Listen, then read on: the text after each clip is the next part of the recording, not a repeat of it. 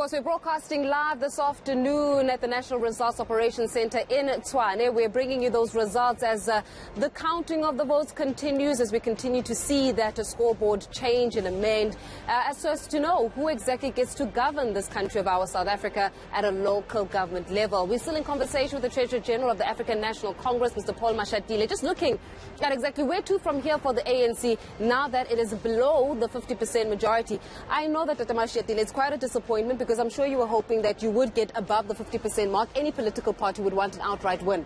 Now that that is not on the table, what is on the table now is around coalitions. Yes. And who's open to go into coalition with you. During the press briefing, you said you're going to have that NWC meeting on Friday. Yes. But even then, I'm sure there are those talks that are happening behind the scenes around who would be the favorable political parties to go into coalition with.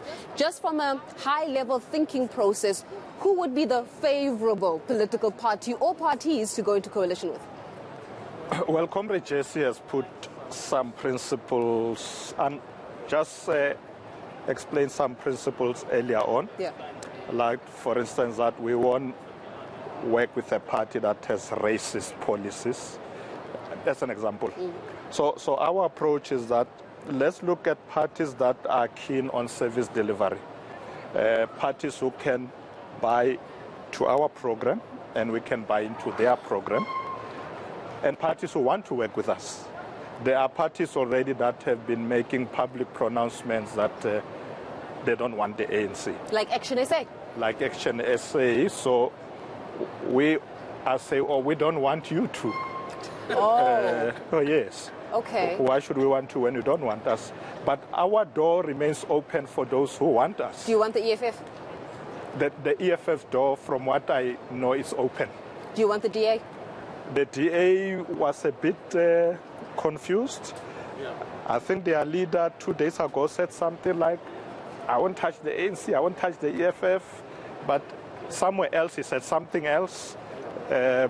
I think if I recall, he even approached our president at some point to say, no, we can work together. So maybe a bit of confusion there, but he'll find our door open when he comes. But in politics, there are no permanent friends or permanent enemies, isn't it? Indeed.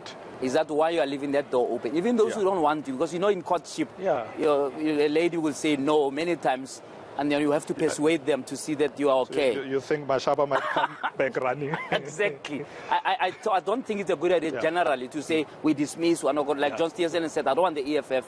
Yet in fact, it's the EFF that got them into power the last time. Yeah. And nothing, the same thing can happen. Everybody thought that is a marriage that could never happen. Yeah. Now, the issue is, let's focus on Joburg now. Right? What do you think would work better for the people of Joburg? Because there's been instability there.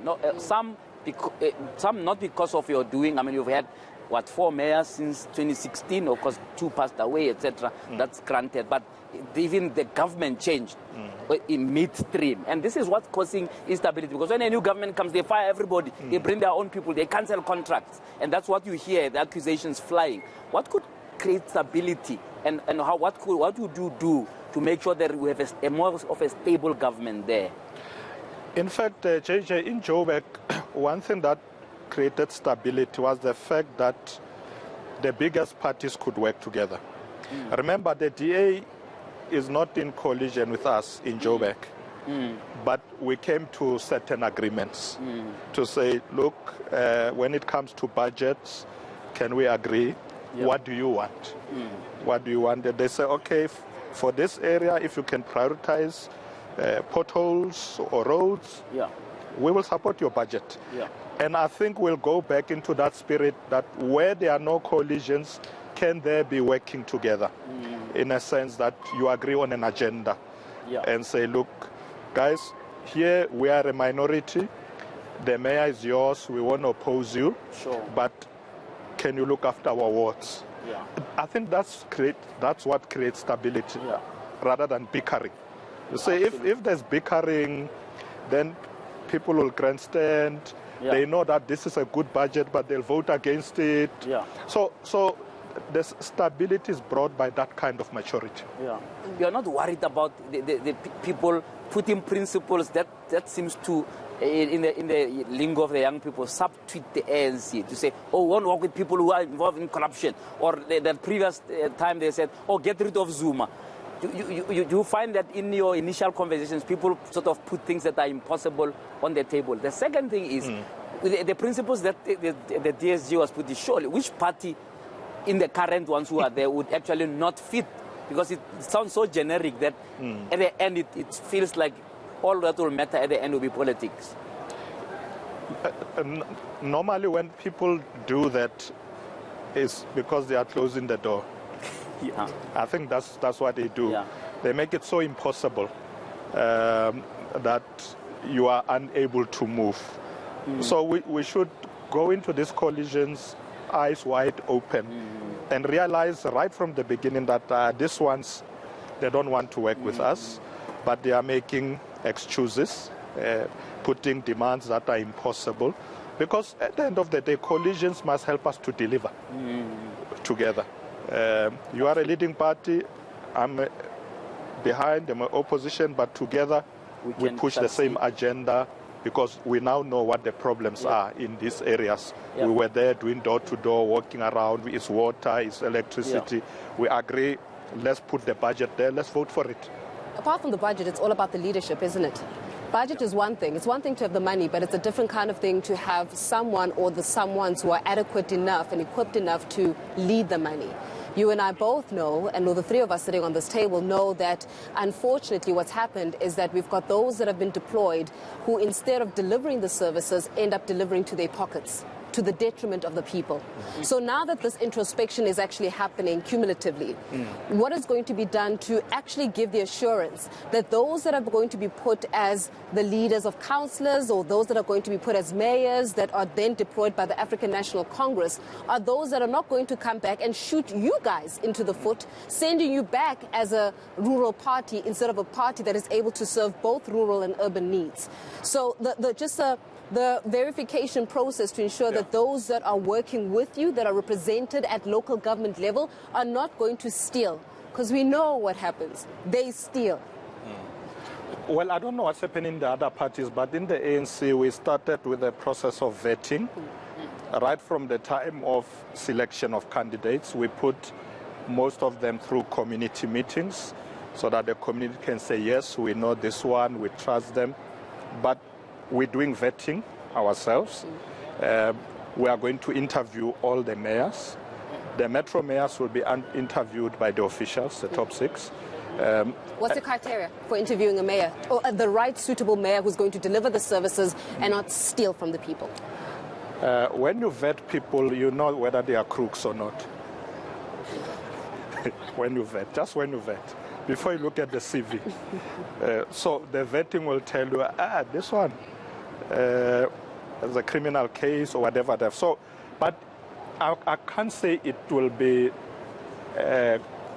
completely 100%. There may be something that you don't see, but we're going to try to make sure that by the end of that interview, we've looked at the capability, the qualification, the experience, the determination to serve.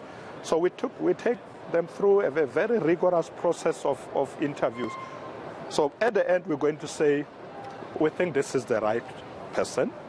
We don't know, people sometimes get tempted later on.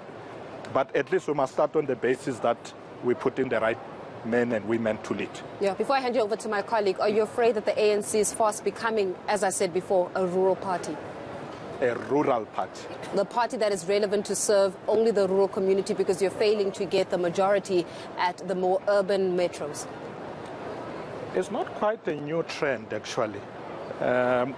Although we had good numbers in the urban areas, but in the rural areas, we tend to be at 90% or so. If you look at the old trends, you'll find that the ANC is 80-90% in rural areas.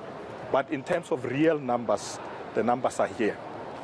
And we used to get them as well. So when the numbers dwindle in the urban areas, it's a recipe for disaster. So we need to begin to carefully look into what the challenges are, because the numbers are in the metros.